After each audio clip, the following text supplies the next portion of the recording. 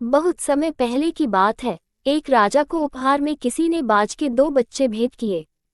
वे बड़ी ही अच्छी नस्ल के थे और राजा ने कभी इससे पहले इतने शानदार बाज नहीं देखे थे। राजा ने उनकी देखभाल के लिए एक अनुभवी आदमी को नियुक्त कर दिया। जब कुछ महीने बीत गए तो राजा ने बाजों को देखने का मन बनाया और उस जगह पहुंच गए जहां उन्हें पाला जा रहा था। राजा ने देखा कि दोनों बाज काफी बड़े हो चुके थे और अब पहले से भी शानदार लग रहे थे।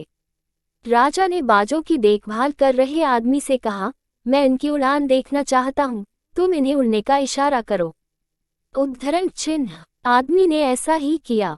इशारा मिलते ही दोनों बाज उड़ान भरने लगे, पर जहाँ एक बाज आसमान की ऊंचाइयों को छू रहा था, वहीं दूसरा कुछ ऊपर जाकर वापस उसी डाल पर आकर बैठ गया जिससे वो उड़ा था। ये देख राजा को कुछ अजीब लगा। क्या बात है, जहाँ एक बाज इतनी अच्छी उड़ान भर रहा है वहीं ये दूसरा बाज उड़ना ही नहीं चाह रहा। राजा ने सवाल किया। जी हुजूर, इस बाज के साथ शुरू से यही समस्या है, वो इस डाल को छोड़ता ही नहीं। राजा को दोनों ही बाज प्रिय थे और वो दूसरे बाज को भी उसी तरह उड़ना देखना चाहते थे।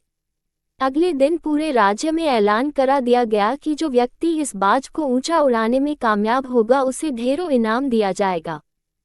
फिर क्या था, एक से एक विद्वान आए और बाज को उड़ाने का प्रयास करने लगे, पर हफ्तों बीत जाने के बाद भी बाज का वही हाल था। वो थोड़ा सा उड़ता और वापस डाल पर आकर बैठ जाता। फिर एक दिन कुछ अनोखा हुआ। राजा ने देखा कि उसके दोनों बाज आसमान में उड़ रहे हैं। उन्हें अपनी आंखों पर यकीन नहीं हुआ और उन्होंने तुरंत उस व्यक्ति का पता लगाने को कहा जिसने ये कारनामा कर दिखाया था। वह व्यक्ति एक किसान था। अगले दिन वह दरबार में हाजिर हुआ।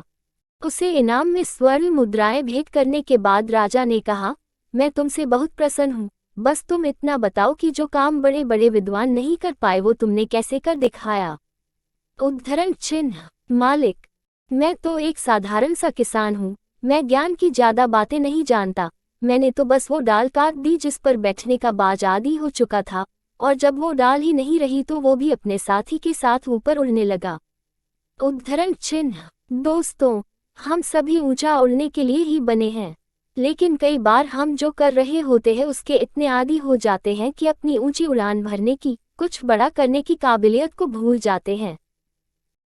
यदि आप भी सालों से किसी ऐसे ही काम में लगे हैं जो आपके सही पोटेंशियल के मुताबिक नहीं है, तो एक बार जरूर सोचिए कि कहीं आपको भी उस डाल को काटने की जरूरत तो नहीं जिस पर आप बैठे हुए हैं।